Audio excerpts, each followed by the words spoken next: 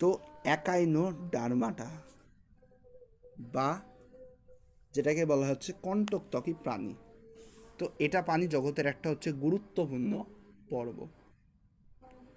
এই পর্বতে আমাদের মানে জিনিসটা কি, আমরা মানে যতই পড়ি কি থাকে না, বৈশিষ্ট্যগুলো অনেক সুন্দর করে বুঝে বুঝে পড়ার পর আমাদের মনে থাকে না।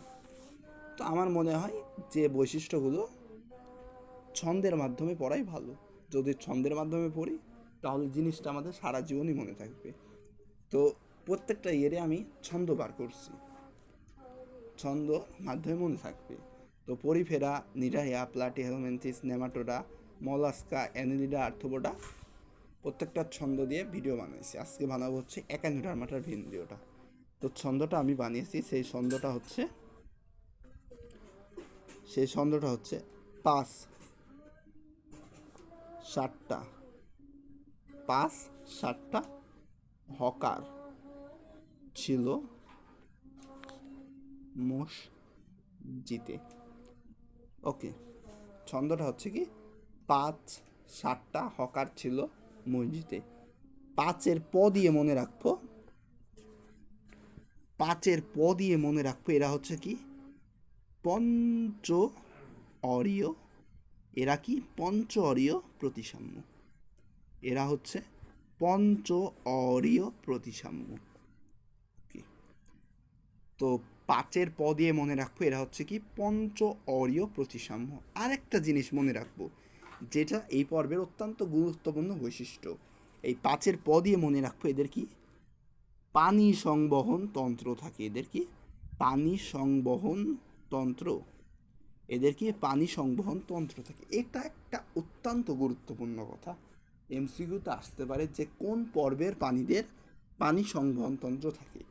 তো উত্তরটা হবে হচ্ছে একাইনোডার্মাটা, উত্তরটা হবে একাইনোডার্মাটা। তো এদের রক্ত সংবহন তন্ত্র থাকে না, এদের কি থাকে পানি সংবহন তন্ত্র থাকে। আর সাতের দন্তের স দিয়ে মনে রাখবো যে এরা সবাই সামুদ্রিক, এরা এই পর্বের প্রাণীরা সবাই সামুদ্রিক। এই কথাটা মনে রাখতে হবে যে কোন পর্বের প্রাণীরা সবাই সামুদ্রিক। উত্তরটা হবে একাইনোডার্মাটা পর্বের প্রাণীরা সবাই সামুদ্রিক। আর এই 7টা ট দিয়ে মনে রাখবো এরা হচ্ছে টিপ্লোব্লাস্টিক বা ত্রিস্তরী প্রাণী, এরা টিপ্লোব্লাস্টিক বা ত্রিস্তরী প্রাণী।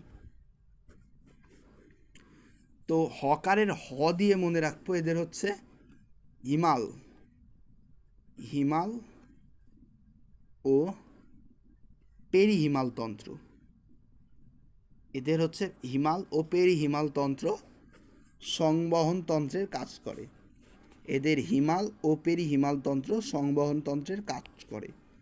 আর মসজিদ, এই মসজিদের ম দিয়ে মনে রাখবো এদের কি মস্তিষ্ক, এদের মস্তিষ্ক ও রেচনাঙ্গ, এদের মস্তিষ্ক ও রেচনাঙ্গ অনুপস্থিত, মানে এদের মস্তিষ্ক ও রেচনাঙ্গ অনুপস্থিত, মানে এদের মস্তিষ্ক ও রেচনাঙ্গ নাই।